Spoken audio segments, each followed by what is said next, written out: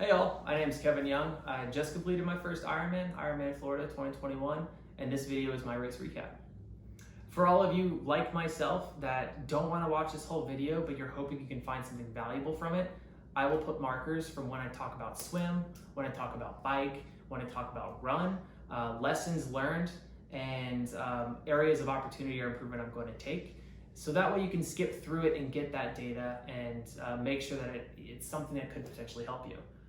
I am in no way, shape, or form a professional athlete, a competitive age grouper, or even a solid middle of the packer. The purpose of this video is I'm hoping that I can help someone out there that's new to triathlon or new to endurance sports like I was, where I had a ton of different questions. And a lot of the videos out there were very informative, and it took me a lot of time to go through those videos and to get little pieces of information that I could then turn into my own plan. And I'm really excited, and I really hope that someone that's watching this video is able to take something away from it.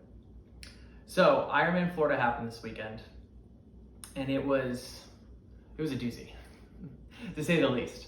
Ironman has a reputation for very difficult races. I mean, you don't just get the title of Ironman willy-nilly. So the whole point of an Ironman race is to really push yourself physically, mentally, and to really dig deep to see who you are as a person. So I am going to start off with the swim. So to set the stage a little bit, it was 47 degrees, I believe, when I was getting my wetsuit on outside, getting ready to walk down into the transition. Official water temp that was in transition was 67.7 degrees Fahrenheit, so that is very, very wetsuit legal for both pros and for age groupers.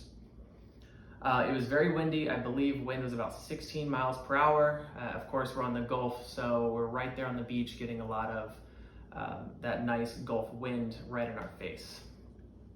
So 6:30, transition closed, and we all made our way down to the docks, not docks, but to the pier area to walk down onto the beach. There was very little area for us to get down. I believe all athletes were practically shoved through just a single file bridge down to the beach. So it took a lot longer than I thought to get down there, but I did not miss the awesome opportunity of waiting on the beach, even more cold. So Ironman does this great thing where any clothing, anything that is potentially going to be valuable or usable by someone else is donated. I completely forgot that. So if you're a runner like I was previously, before getting into triathlon, I have a ton of old race shoes that I can't wear anymore or I can't race in them anymore, and I moved on to other shoes. This is a great opportunity for you to wear one of those pairs. That way you don't have to walk around in socks or walk around barefoot and risk getting your foot cut open on the sands, or just in transition somewhere. So I highly recommend that you go through all of your athletic clothing before you get to the race and determine what do I want to donate. Whatever you say you want to donate that is weather, friendly with what the weather report is showing, bring it. And then that way you have something to pick through for those different transitions, for waiting around, even for if you need to throw something on while you're on the bike. So what I did not do is have shoes. So I was standing there in the cold sands in my wet socks, very much cold. So we waited on the beach I think I was there for about 15 or so minutes before I went with the hour 20 to hour 30. I can comfortably swim a little under an hour 20 in the pool without a wetsuit. So with the wetsuit, you get a little bit of benefits from aerodynamics or water dynamics of the water, being more buoyant and just kind of cruising on top. So I thought it would be a safe bet to throw me a little bit slower than what I'm used to, given that we're doing an open water swim. As we made our way to the start line, you get excited, enjoy it, have fun. When we started the race, the water temperature was 67 degrees. It was very nice, very refreshing to get in there because it was 47 degrees outside. So we started swimming, and the first 500 or so yards, no problems. I was cruising along. I was like, this is gonna be a cakewalk, super easy. I already know that I'm going faster than what I normally swim, so we must have some benefits. When you're swimming, depending on how strong of a swimmer you are, either stay to the outside or the inside. The further outside that you are, or to the left of the buoys, the less competition you're going to have, because everyone wants to stay as tight to those buoys as possible, so that way they can circle around as quickly as possible. So keep that in mind when you're getting lined up for your start. Where do you want to enter the water and where do you want to stay? When you're in the water, something that a lot of people don't train, and I definitely didn't train enough of, is sighting. Sighting is boring. It messes your stroke up. It gives you a neck cramp. It's annoying. But sighting is very much one of the most critical aspects of this open water swim, because you have currents, you have wind, you have waves, you have other athletes. If you follow someone who is not sighting, you could go way off course. And it is not Ironman's responsibility or another triathlon's responsibility to ensure that you stay on course. It is up to the athlete to be aware of the course, knowledgeable of the rules, and to follow the course to its extent. So work sighting into your training. Try to say, hey, I'm going to sight this chair that's on the side of the pool. But when I got in, I didn't sight as much as I needed to. I was cruising, I was doing pretty good, doing pretty well. I was all over the place. I was going left, I was going right, I was to the right of the buoys, so then I had to go left of the buoys, and I was far, far left of the buoys. It was a zigzag saw mess. And it only got worse when we rounded that first corner buoy, the red buoy. We were met with a ridiculous tide. I'm sure you've probably heard some of this from other videos or from other athletes that have fun partaking in open water swims, specifically with Ironman Florida of 2021. You felt like you were going nowhere. You were swimming, you were lifting your head up, and we still weren't passing the pier. It was very demoralizing, it was demeaning, and then to put that all on, put something on top of that is still zigzagging, because the current's taking you left, taking you right. You have swimmers that are around you that are struggling just as much as you. You have swimmers that are actually missing the buoys and they are cutting the corners. So you have to deal with the mental aspect of, okay, well, they're doing that. Should I? Answer is no. No. Always do what you're supposed to be doing, because when it comes down to it, if you're not following the course, you can be disqualified, and you really don't want that because you train so hard and you're here. So just bite your lip and go. So when you're in the open water swim and you're in a situation that is very uncomfortable, it's hard to train for when you're in a pool. So my biggest advice to you is have some way to center yourself. And what I mean by that is when you're swimming and you're constantly pedaling, you're constantly stroking forward and you're not going anywhere, your instinct is going to be, I must swim harder. That's not necessarily what needs to be done to overcome this current. And what you're going to do is, if you try to swim harder and you try to swim harder and you try to swim harder, you're going to burn yourself out very, very fast. And it is a downward slope hill to a DNF at that point, because you can't fight the current for forever. And unfortunately, a lot of athletes figured that out the hard way this past weekend. Heart goes out to them, because I know just how detrimental that would have been if I was one of those athletes. So find a way to center yourself. And what I did to center myself is I stopped. I was struggling sighting. I was having a hard time seeing over the waves and then seeing the buoys on where I needed to go, with all of the athletes around me and everyone panicking, the kayaks struggling to stay in place, and the jet skis zipping up and down trying to keep people from going out to Mexico and flooding right back to Tampa. So I stopped and I floated. Your wetsuit is buoyant, you're in salt water. So you're gonna float, and it's gonna be nice and easy. You don't even have to tread water or kick, for the most part. I would suggest becoming familiar with treading water and how to center yourself in a very low aerobic activity to figure out what your problem is and to get past that problem.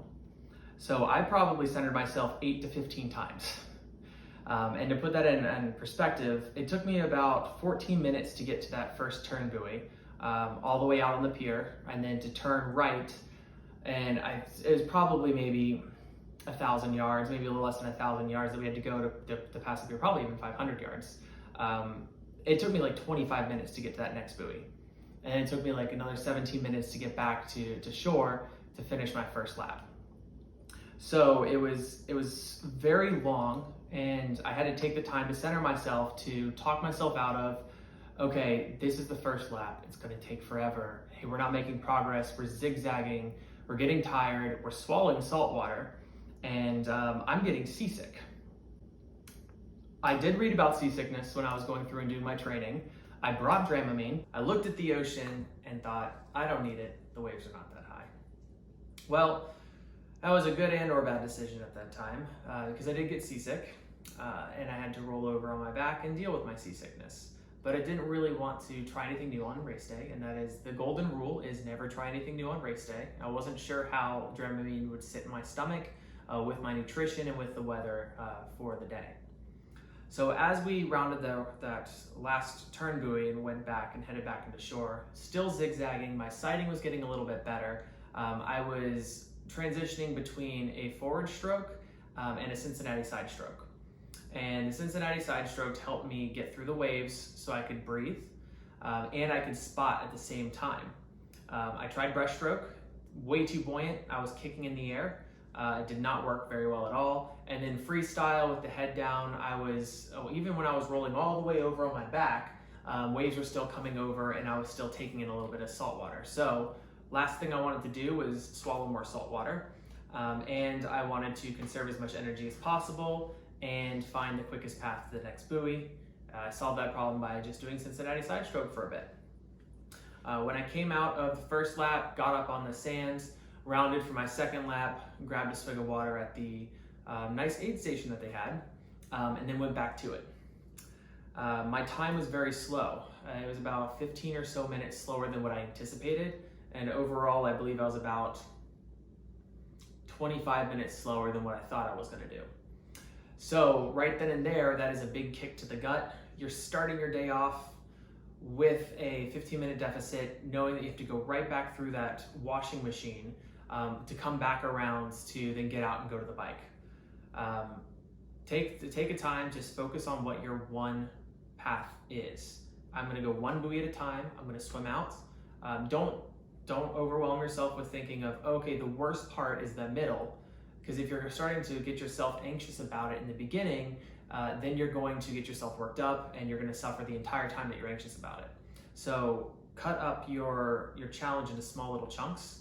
I did one buoy to the next. Even in the beginning, I was doing one sighting to the next just to make it small, achievable, manageable to help change my mindset from I'm swimming backwards while I'm trying to swim forwards to I'm making some forward progress and I'm going to get there. As I got out there to that first turn buoy again on lap 2, I made the turn. I knew that Cincinnati side stroke was working for me. I knew bobbing was working for me. And I took the time needed. I wasn't worried about my time. I made a decision that even if I swim super, super slow, luckily I am going to be able to make the cutoff. The reason why I knew that is I had my watch programmed every 10 minutes to pretty much ping me or to vibrate. So then I could keep track of what my time is overall to hit that 2:20 cutoff time. So as I'm keeping track of that, I'm not having to look at my watch to stop to see how many yards have I gone, what's my stroke count looking like. I'm just keeping track of what that time is and then where my position is relative to what my time needs to be. Small wins, pushing forward, and focus strictly on what you are doing. There's a lot going on around you. Just try to center yourself. Of course, if someone needs help, be a good person. We're all in the sport together, and part of the community is to be a supportive member of it. So came back around, was getting out of lap 2, got a couple jellyfish stings to the face. Honestly, I welcomed them. I was so frustrated. I was so pissed off with the swim. There's nothing, I like to think of myself as a pretty strong swimmer. I definitely undertrained for the swim knowing that I'm a strong swimmer from the beginning. And that's partially because I hate swimming long laps in the pool. It's super boring to me. So I undertrained my swimming, and I was stuck with that and just had to make the decision to move forward. The jellyfish stings, like I said, they're welcoming because it kind of distracted me from my frustration. And I was like, oh, cool. Yeah, that's not me swallowing salt water, or that's not me being cold. It was something different. And so I kind of laughed a little bit as I was cursing at Poseidon and the gods at be for this gnarly ass Gulf of Mexico, supposed to be easy swim, gigantic turd wheel. No way to put it. Came out up on the sand, saw my wonderful family and friends there. It gave me a sense of centering then too, that okay, I'm done with this, I've made it, now it's time to focus on what's next. I honestly don't remember much of the transition. It's kind of a long walk, you want to say, to transition to get your bike. I don't remember much of it at all because I think I was still so pissed off. But I got the transition, it was cold, I went through the shower real quick, and I came up to my bike, and what I did for my clothing is I have my tri-suit on underneath of my wetsuit. I had a full-length wetsuit. I was going back and forth on that, but at the end I did not want to get sand where sand did not want to be, and my tri-suit was designed to keep sand out of those places.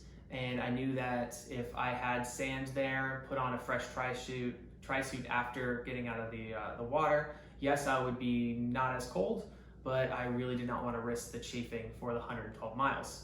So I decided that I would rather be a little bit cold coming out, be a little wet. The tri-suit is meant to dry fast. And I looked at the weather report the day before and was stalking it, and made the determination to wear leggings over my tri-suit and to wear a long sleeve dry fit shirt over my tri-suit. I also decided to wear gloves. Just got a pair of cheap $3 gloves from Walmart, a little wool knit. Those were awesome. They kept my fingers warm, and I did decide to wear shoes, or not shoes, of course. I decided to wear socks with my bike shoes, which I typically don't do, but my bike shoes have open holes, and it was very cold out, and I did not want to deal with frozen toes for a long time on the bike. I had a Uncrustable quickly. As I was getting dressed ready, I threw some sunscreen on my face, and I took a little bit of my nutrition and got on the bike and went on my way. So, in the bike, it was probably like 53 degrees at that time, still pretty gusty, still pretty windy. I'm glad that I wore all those long sleeves because the bike wasn't really a race for me. It was more of a survival at that point. We just got a horrible swim in, we're getting on this bike, and we're met with immediate headwinds. And those headwinds were between 16 and 20 miles an hour, and my normal effort pace to maintain about 19 to 20 miles per hour on the bike when there's not a lot of headwind translated to about 13 and a half, 14. So we're going straight into these headwinds right after this frustrating swim. I'm already frustrated again. So that's just gonna be the common denominator for this race, is just straight frustration. So we're pedaling through the first, I think, 7, 8 miles until we get to our first turn, and we head past the airport and really start our leg on this race. Well, the headwind never goes away. It kind of transitions to a crosswind, but we're still pedaling into this from one direction or another for the first 70 miles. The weather gets a little bit better. The wind does not. It's sunny, it's not raining, I can't complain about that. It was still pretty cold. And what that does is it changes my nutrition plan. So when I live in Florida, I like to train in the middle of the day. I like to train for worst case scenario, super hot, super humid, understand where my dehydration levels are, understanding what I need to do to overcome those dehydration levels. Is it water? Is it salt? Is it a nutritional mix? And I was planning for somewhere in between of hot and not hot. So my nutrition was a concentrated mix of GoFar and jet fuel from Infinite. And I carried a normal mix of that, 1 scoop of each, in my bullet on the front of my bike. And then I had 2 bottles in between my legs that were 2 hours to concentrate, double concentration of those, with 1 water bottle on the back of my bike to help dilute those. Well, when you have those concentrated bottles and you're planning to lose more or use more glycogen, or pretty much sugar in essence, fuel, you need to have that fuel readily available. But on the counter side is if your heart rate's not high enough and you're not burning that glycogen, you're going to be burning more fat.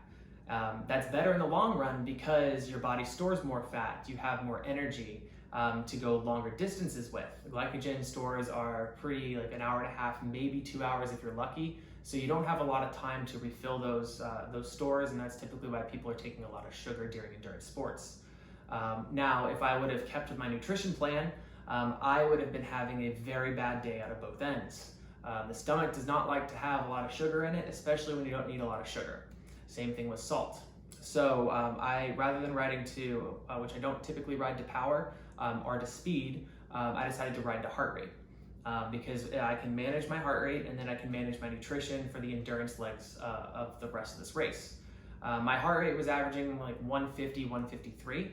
So I backed my nutrition down a lot, and I was taking more water with small sips of my nutrition that I brought, and I think I took maybe 2 of the Martin gels that are on the course throughout the entire leg of the bike.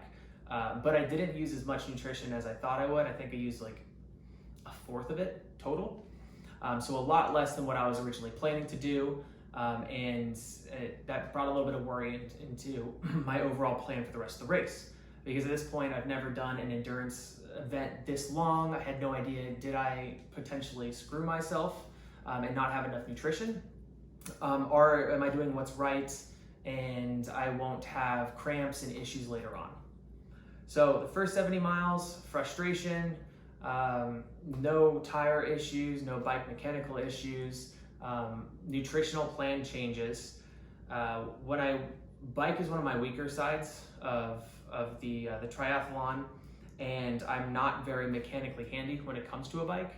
So the worst thing, in my opinion, was to get a flat tire. Flat tire would take me about 15 minutes to change because I'm not mechanically inclined.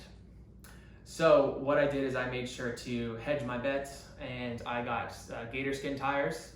So they have a higher rolling resistance. I have to use more energy to move the bike. But in the long run, I thought that it was a better trade-off to have to go a little slower or put a little bit more energy into my bike than it would be to potentially have 1 flat, 2 flat, or multiple flats and have to be sitting and waiting for tire techs or a gracious athlete to give me one of their spare tubes or CO2 containers. So we got past the first 70 miles. We had about 20 miles of tailwind, which was super nice. Was able to finally start enjoying the ride. And then that brought us back into town, and then it was just a matter of finishing out the bike at this point. Of course, between the last 22 miles after that, we had headwinds, we had crosswinds. It was getting late, everyone was getting a little tired, I was getting tired, and we're going away from the finish at this point. So dealing with the mental aspect of that, just focus on one thing at a time. I was focusing on not miles, but just the fact that I was going to be there regardless if I liked it or not. So got through the bike, got off in the transition, legs were great. I think I averaged 15.9 miles per hour on the bike, so really bad. And if you look at my training rides and what I was planning to ride, I was hoping to hit about a 19 mile per hour average on the course because it is relatively flat. So I'm already coming in slow. I got off the bike, saw my family and friends, got to give them all nice high fives. That was a lot of fun. And went ahead and racked my bike and then got ready for the run. I love running. I would rather run than bike. I'd rather run than swim. So I knew if I got through the bike, this race was over. I was just gonna have a great time. A mistake I made in transition is I didn't actually untie my race shoes from my last race that I ran. So when I had my gloves on, I was all ready to go for the run. I couldn't get my feet in the shoes. So I was talking with the athletes next to us. We're joking about how horrible the swim was, how frustrating the bike was, and just kind of laughing that, hey, we have the run left. Worst case is it's not going to be that bad at headwind. So I untied my shoes, put them on, and tied them back, but I did not think that my feet were probably smaller because of the cold weather than what I'm used to, and I ended up tying them a little too tight. Now that came to bite me around mile 12. So my strategy for the run was a great method by Mr. Galloway. It's the run, walk, run. So what I found works best for my body is 2 minutes of run, 1 minute of walk. Do that over and over again until you get to the finish, and that keeps me at about a 9:30, 9:40 minute mile pace, which I think is very comfortable for me, especially when we're doing a long distance race. When we were out on the course, I was planning again on my Infinite Nutrition. I had a concentrated bottle in my hand. I was going to use water from the aid stations to kind of flush down. But again, my heart rate's about 147. It's pretty low, even during doing a typical run that I'd expected to be in like the high 150s or low 160s. So I had to change my nutrition plan, and I almost didn't take any of what I brought with me, and simply just supplemented water and a gel here and there from the aid stations, and then eventually chicken broth when that was brought out on the course with Red Bull. So when I got to mile 12, I started realizing what happened. The bridge of the top of my feet were starting to really become painful. It hurts for me to actually, point my foot and pull it back for a normal run. And I had to change my strategy. So I went to a fast-paced walk, partially because I didn't know how much gas I had left in my tank. I'd be going for about 11 hours. I knew I was tired. I was waiting for my legs to seize up, and my goal was to finish the race. Last thing I wanted to do was put too much in too early and have to pull myself or spend an hour and a half, massaging out cramps in my legs. So I brought myself down to about a 14 and a half, 15-minute walk pace with a little bit of runs here and there for the remainder of the run, so about 14 miles. The last 3 miles, I sped it up to about a 12-minute pace because I could hear the finish line going and the fans cheering, my family cheering, so I was getting really excited. And I knew I wanted to do that toward the end. With the nutrition on the course, it was cold. The glucose, knew I didn't need a lot of it. And I definitely did not have the right clothes on.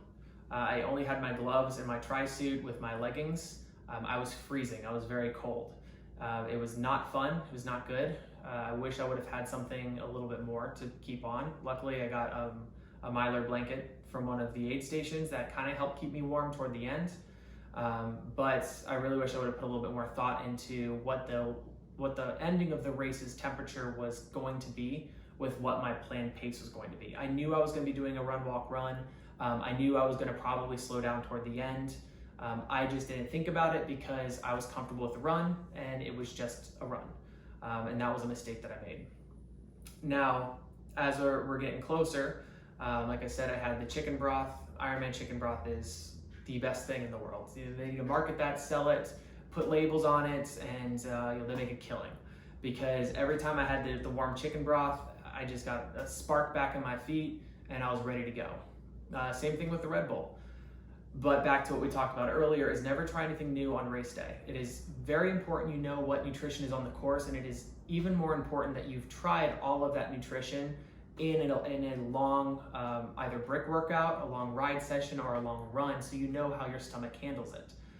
And you also need to know when to take salts, when do you need sugar, when do you just need water, because a lot of the times, depending on your heart rate, you might only just need water with a little bit of salt supplements.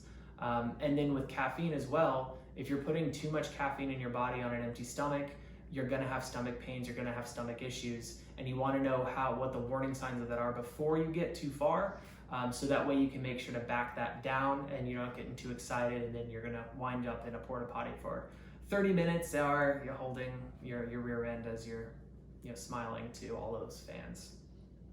As we're getting closer to the finish line, I was deadbeat exhausted mentally more than physically, which was not what I was planning to happen. I planned to be physically exhausted and less mentally exhausted, and I didn't really estimate how mentally exhausted I was going to be.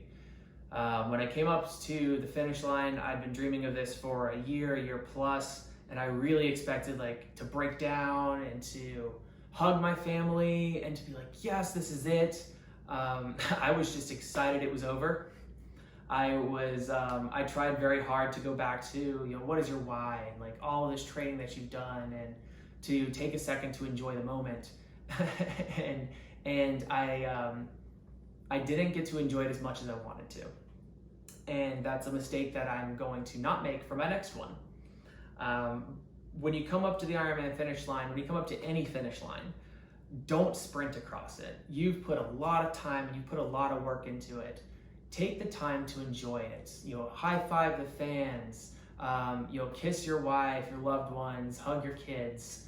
Don't bring them across the finish line. It's in the athletic guide to not do. But enjoy your finish. You've earned it. You've worked very, very hard. And don't just rush because someone's behind you or someone's in front of you.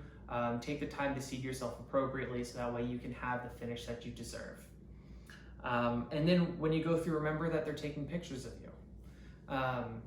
I made some faces that will forever be, hopefully not on Christmas cards. My wife is dying behind the camera right now.